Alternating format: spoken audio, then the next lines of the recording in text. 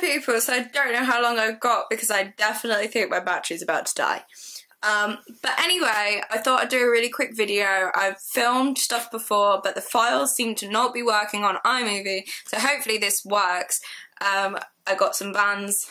I'm wearing them now, the Donald Duck ones. I got this idea off my friend Faye.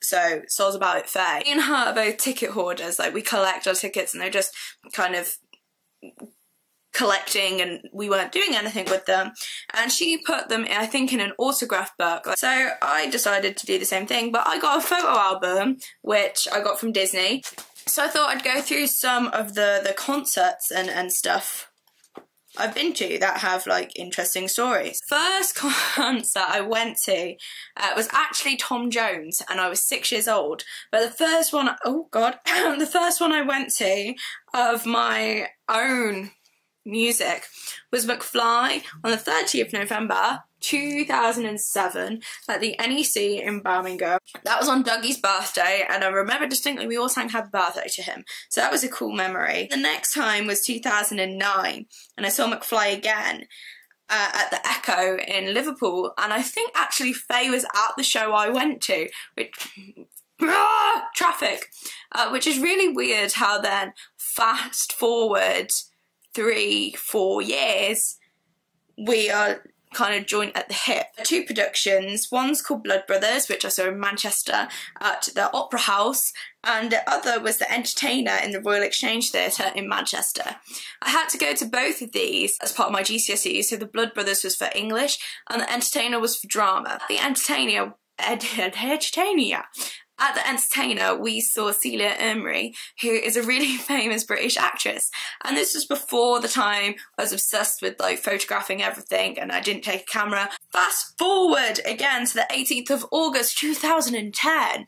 I went to see Wicked, which was my first ever West End production, and Lee Mead was in it, and he is amazing and he has a fantastic ass. On the 27th of October 2010.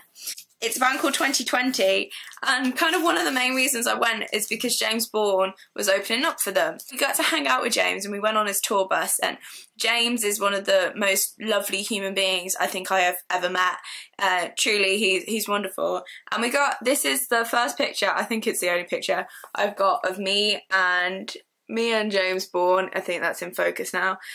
Ignore the fact we looked stoned as hell.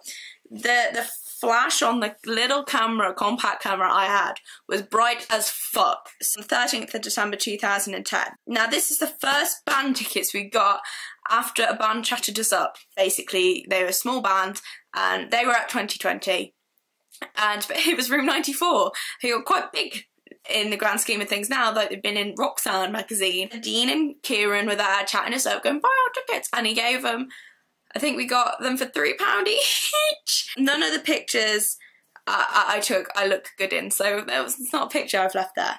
The 12th of February 2011, this is where the big guns start coming out. This is where I start going to a lot, and I mean a lot. It's Russell Howard and the NEC.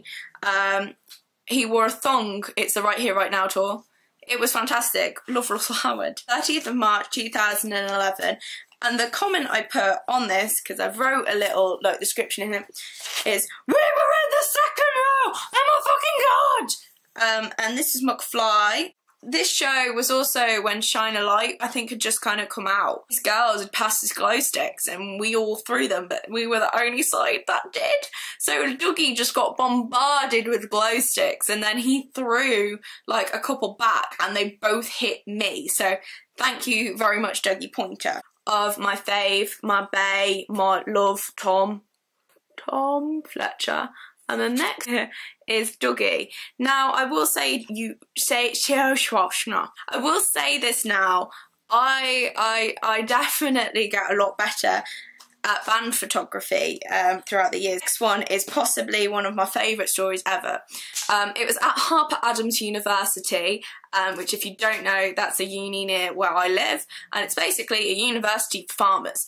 And they were doing a charity event, and loads of comedians went. Like, literally on the ticket it says Keith Farnan, Carl Donnelly, Jack Whitehall, Jimmy Carr, Rufus Howard, Russell Kane, and this is on the 22nd of May. We were stuck behind this car, and me and Mum were like bad mouthing him. And this was before we knew like much about Jack Whitehall, like we didn't know that he couldn't drive. To put it into context, we were stuck behind this dickhead who just couldn't drive really. So Mum and me were like, fucking you knobhead, get out of the way, fucking just go. My mum's disabled, so we had to go in the like special car park that made the special car park, but where like the acts also parked. So these people parked here, me and my mum parked here. So I got out the car, ran around to the boot to get my mum's stick out to help her out because I'm a top daughter. I don't know what that was then, because I'm a top daughter. As I got out, like was getting in the boot, I saw Jack Whitehall by this car and I just went, oh my god, my mum is Jack Whitehall! Like proper flailing. Jack goes like this and turns and goes, I made Jack Whitehall laugh from fangirling. I didn't get a picture or anything because I don't think the person who was in charge of the car park knew who Jack Whitehall was. So a very, very awkward situation for me to be in. The day after my GCSEs, it was on the 18th, my last GCSE, which happened to be a geography exam, I remember that. It was an afternoon concert. Weird, always weird then. It was on the 18th of June 2011 and it was to see my babies also a weekend, which comment I put is babies! Exclamation point. First time I ever met internet friends and started our weird little concert family. Probably hear me mention my weird little concert family forever, and I would definitely say also weekend was where it started. Literally could probably do a whole video about memories from this show, but I won't. Room 94 again, and 27th of July 2011. What made me want to go to this concert was the fact that Franco were opening up for them. It's also the day that I met Dave Giles for the first time, so big up Dave. One of my favourite pictures in existence of me with anybody. And this is Rich from Franco.